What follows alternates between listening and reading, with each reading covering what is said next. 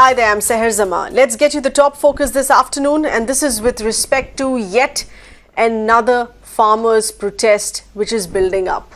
More than 20,000 farmers and tribals are planning to hold a protest march organized by the Lok Sangharsh Morcha. These are going to be thousands of farmers to begin their march from Mulund, which will then culminate in Azad Maidan in Mumbai on the 22nd of November.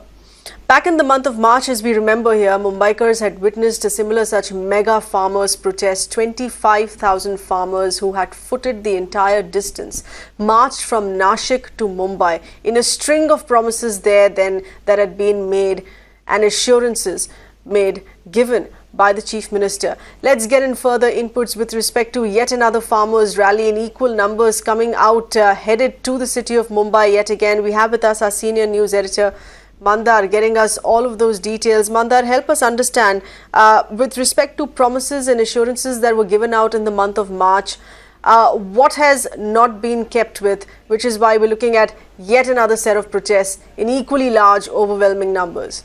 What we learn right now from the Lok Sangharsh Samiti, which is organizing chiefly this particular march of the farmers from the North Maharashtra, especially from the Nandurbar and Dhulia districts which are adjacent to the Satpura ranges. The thing is basically these are 15 different demands of these farmers. This was not exactly the same demands as what we expect. We have seen in the earlier long march which has happened from Nasik to Mumbai.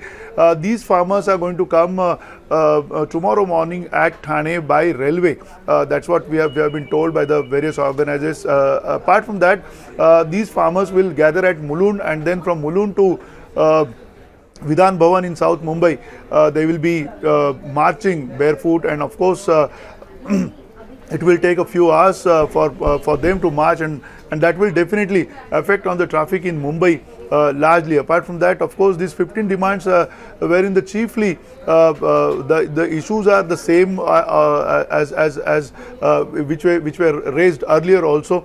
The MSP plus 50% is one more demand which is always there for the farmers across. But more than that, most of the amongst the chief demands, especially right now, these farmers who are coming from North Maharashtra to Vidhan Bhavan, they are asking for various other benefits also which they have not got yet. Apart from the loan waivers, especially the loan waivers were not disbursed rightly, and therefore these all farmers, they are going to say that they haven't got the loan waivers. The people who have got the loan waivers, especially, they are not getting the newer loans from the banks, and that is one of the most important demands they are coming up with them.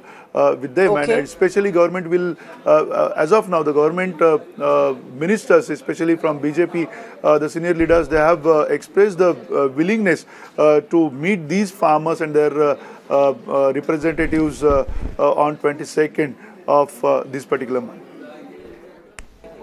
That's right. Mandar, a lot of those demands here with a deadline of close to 6 months there that was given by the government as well as a promise to meet with those demands here. So in all fairness, the farmers of course have kept patience, because it's been 9 months since we saw the previous protests in such massive numbers coming in and culminating here in Mumbai.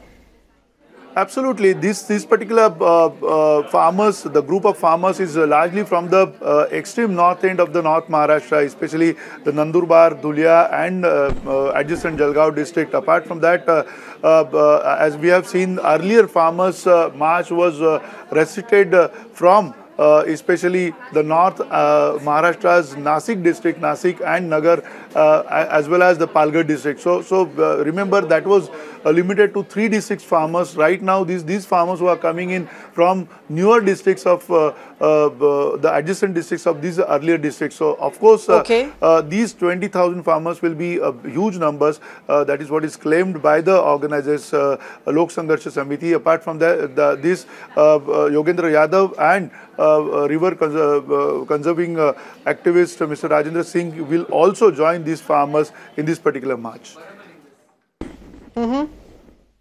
Yes, please stay on with us. We're also looking at the issue of farmers with respect to Maharashtra's Marathwada region here, once again being the worst hit in recent years. And this is because we're looking at yet another season of drought, that being one of the major issues. Number of farmer suicides that has significantly risen in the area as well. There are about 789 farmers that have taken their own lives till November this year. And this is in the Marathwada region itself. Our correspondent Amitha, of course, who's been tracking further details, is speaking to several of these families of these farmers in the Marathwada region there. Amitha, once again, of course, we're looking at issues, and this is cross-state. This is across the state of Maharashtra. Earlier, we had seen a march in the month of March, a protest march here coming in from 3 different districts. Tomorrow, it's going to be culminating from farmers coming in from the northern areas. And you've, of course, been keeping track with respect to farmers specifically to the Marathwada district who have their own unique set of issues and problems to deal with. Well, absolutely. In fact, like Mandar was just pointing out, they have a number of demands, and that protest is going to start tomorrow. We understand day after is when they will march towards Azad Maidan here in Mumbai as well. But as far as Marathwada is concerned, it is one of the worst affected areas. We've seen out of the 151 talukas which has been declared as drought hit, all 8 districts of Marathwada have been declared as drought hit, and they're one of the worst regions to be affected by drought this year. And we've seen in the last 1 month alone at least over 100 farmer suicides. Till October there were about 670 farmer suicides, and in the last 1 month that number has gone up. Now the state has asked the centre to provide about 7,000 crore rupees as relief. That we understand will come in January. In fact, we also understand that a centre appointed committee is going to come down and submit its report as well. But farmers there are extremely distressed with the fact that the drought has hit these regions. Yes, stay on with us, Amitha. We're also looking at how this is playing out politically, and this is just a day ahead of this mega rally. You have opposition members, which includes the Congress, the NCP. They've now protested outside the State Assembly, outside the Vidhan Bhavan there, demanding an immediate loan waiver for the farmers.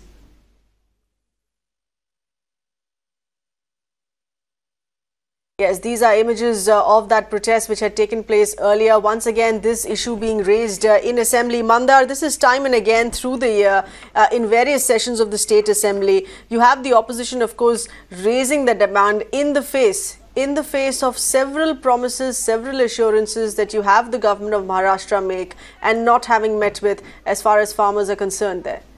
Yeah, of course, as far as the loan waivers and its distribution is concerned, the loan waivers were not percolated right through the last farmer as it was promised by the state government. Apart from that, the crop insurance, the machinery of the crop insurance has totally failed in most of the parts of Marathwada at the backdrop of a very scanty rainfall, and at the same time the advent of the bollworm kind of paste on the cotton crop. So the whole kharif crop is completely collapsed as far as the farmers are concerned, and therefore the kharif season has not given them any kind of benefit, and that's why that distress is really felt more at this particular Diwali harvest season, and therefore the farmers are really angry. At the same time they're facing this kind of a faceless, hopeless situation because they are not even getting newer loans. Okay, Mandar and Amitha, many thanks for getting us those inputs here. These are issues that are continuing to plague the survival of farmers across one of the biggest states of the country, that being Maharashtra. And staying with further news coming in from Maharashtra, the Chief Minister today has announced that people should be ready to celebrate. And this is with respect to Maratha reservation. But there's been uproar in the State Assembly today. The opposition once again pressurizing the Chief Minister to table the Maratha reservation bill as soon as possible. Exclusive conversation. Chandrakant Patil, who is the State Revenue Minister, has said that by the 1st of December, the government is prepared to implement their plans on giving reservation to the Maratha community. इसके लिए उनके पास मुद्दा नहीं है, इसलिए मुद्दे रख रहे हैं। ऑलरेडी मराठा समाज को आरक्षण मिलने की सारी प्रक्रिया पूर्ण हुई, अब कानून बनना है। कानून डिज़ाइन करने की प्रक्रिया भी शुरू हुई है।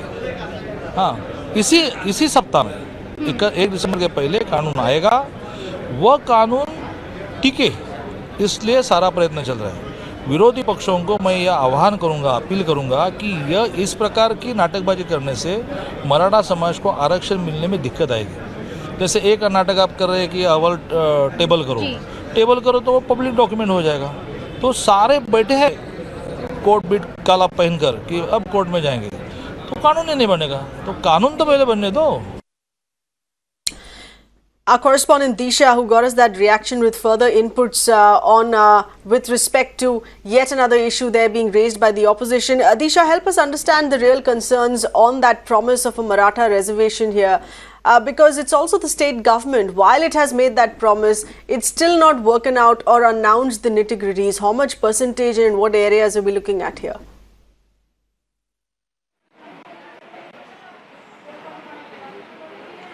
Well, certainly, sir, because this is very important at this point in time. The quantum of reservation that the state government is really planning to give the Maratha community, because we have seen the Maratha agitation, the community agitating and demanding 16% of reservation under this particular quota for jobs and in educational institutions as well. But what has the state government planned? Nothing of this sort has been really made public, and that's the reason the opposition is trying to really come up with this for the entire 2-day winter session. And for today, the assembly has been adjourned for today without the government reacting to the quantum of reservation or even mentioning that when they plan to make the report public, because on basis of that, it will be very important to know that what the quantum and the percentage of the reservation will be. In fact, when we also spoke to Chandrakant Patil, who is the revenue minister, he went on to say that the government is very confident of giving reservation to the Marathas before 1st of December.